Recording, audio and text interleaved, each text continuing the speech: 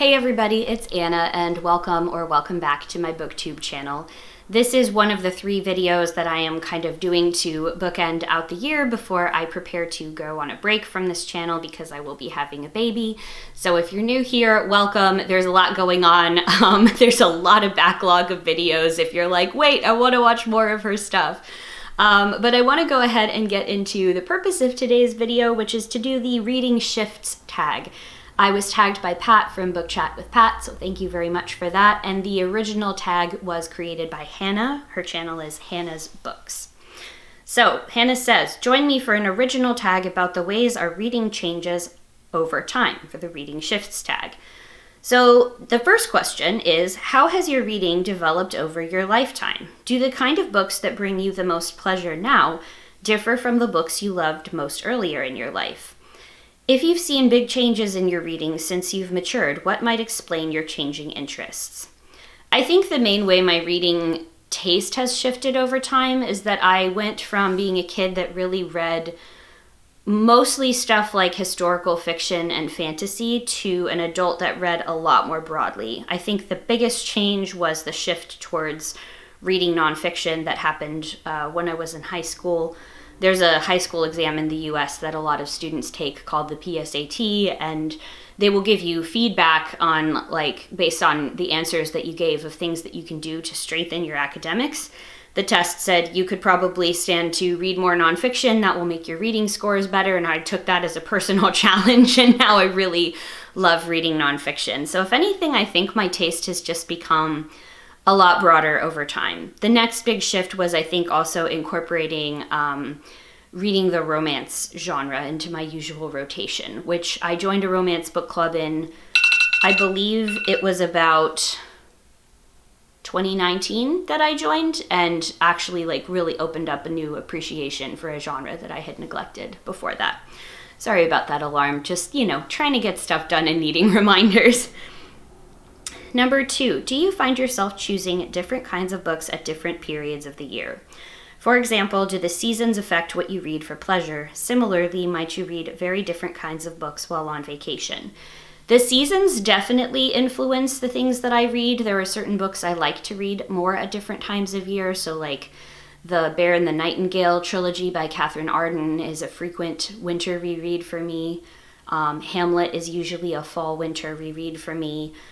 I don't know that vacation necessarily impacts that as much in terms of the type of book I'm likely to read. I would say that the size and the weight of the book is a lot more indicative of what I'm willing to fit in a suitcase and bring on vacation than the genre per se. I've definitely read some very non-stereotypical beach reads on the beach before. Number 3, do specific examples in your life ever shape what you choose to read? For example, do specific experiences in your life. Did you read obsessively about child rearing when your kids were little, about gardening as spring is about to begin, about the experience of grief when someone you loved died, etc.? Yes, I think probably the biggest thing that has influenced this has been school. So when I was applying to college as an undergrad, I specifically went and read a bunch of books off of a list of the 100 books you need to read before starting college. And I did not read all 100 books, but I read a lot of them, and those were some great experiences. That was my first time encountering The Great Gatsby, A Farewell to Arms, which I did not like, but I'm glad I read. Stuff like 1984, Fahrenheit 451, which became books that I really do love a lot. And yeah, for sure, anytime I get into a new hobby or interest, I tend to read a lot of books on the topic. I think gardening is the big one there. A lot of the books that I read about sort of the history of plagues and pathogens and stuff has to do with my interest in that. I just think my interests and certain parts of my identity, like queer literature, disabled literature, has definitely influenced what I pick up and choose to read. Number 4, have there ever been any times in your life when circumstances have limited or changed your reading in some way?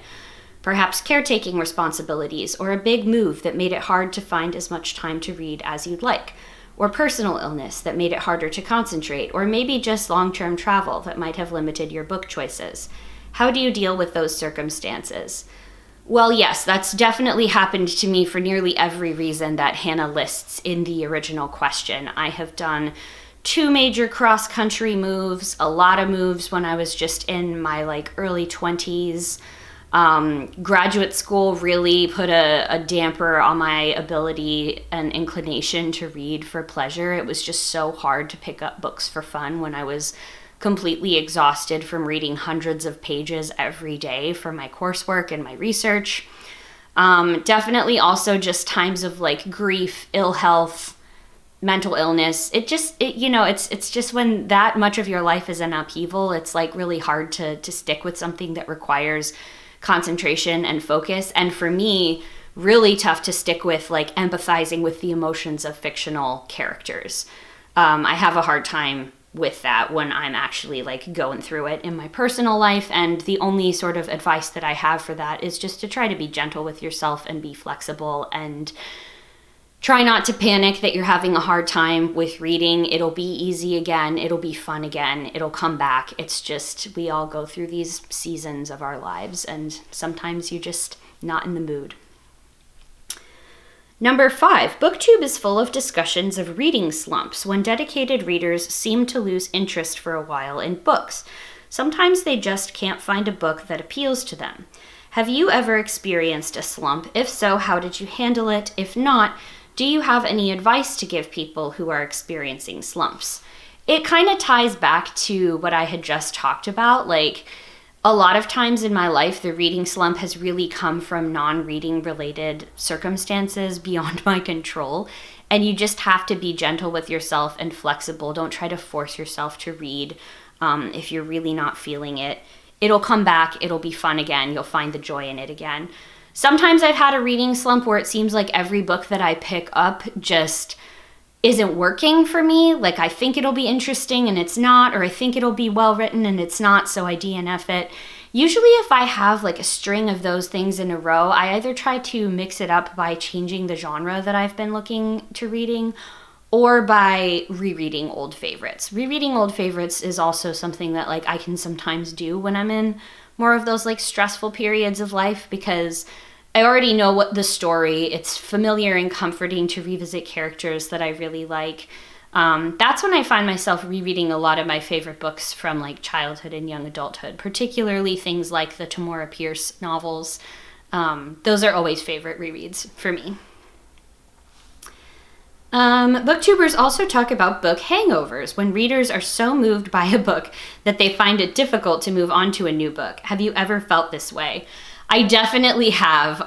It's sometimes you read a book that just makes you go, wow, this has completely ruined me for reading literally anything else. It's really difficult to have one come to mind that was so good that it also caused like a serious book hangover. But I have definitely had that experience before. 7, tell us about a few books that almost always work for you, something that might have remained a favorite throughout your life, despite any changing reading tastes, something that always seems to hit just the right spot when you need a lift, or perhaps some lifetime book hangover where the text will always be at the back of your mind. So the Tamora Pierce books, definitely. I like to reread other favorites from childhood like The Chronicles of Narnia, Charlotte's Web, basically going back and revisiting any of the books that got me into reading independently in the first place is always a great way to find something that always works for me. Because if it worked for me then, it's going to work for me now. More sort of contemporary reads that I like to return to. Like I said, the Bear and the Nightingale trilogy by Catherine Arden. I love to return to the works of Becky Chambers. Sometimes I like to just return to the works of some classic authors. Like I like to reread Jane Austen's novels or maybe read like a Dickens novel. Not one of the super long ones, but if I need to rekindle, I'll read something that's kind of shorter by him. And poetry. Like I don't like talk as much about reading full length poetry works on this channel because I tend to like hop around a lot of different books and collections, and I'm trying to be better about talking about poetry here. But definitely like reading some of my favorite poets, like going back to revisit like Mary Oliver, Joy Harjo, the Romantics, the sort of sonnets of Shakespeare, and then like the divine poets that come after him. those kinds of things always just remind me what I love about poetry and the richness of language and like what it's possible to do with words through this medium. So that's what I would say to that. The last question is to tag people. I have seen a lot of my usual suspects already film this video, but I will still tag people in the description below. If you don't see your name there, but you want to make this video, please go right ahead and tag me. Let me know when you do. I'd be happy to watch it. Also, if you don't make videos, but you want to chat about any of the things that I brought up here, let's get a conversation going in the comments down below. As always, thank you all so very much for watching, and I will see you in the next one. Bye.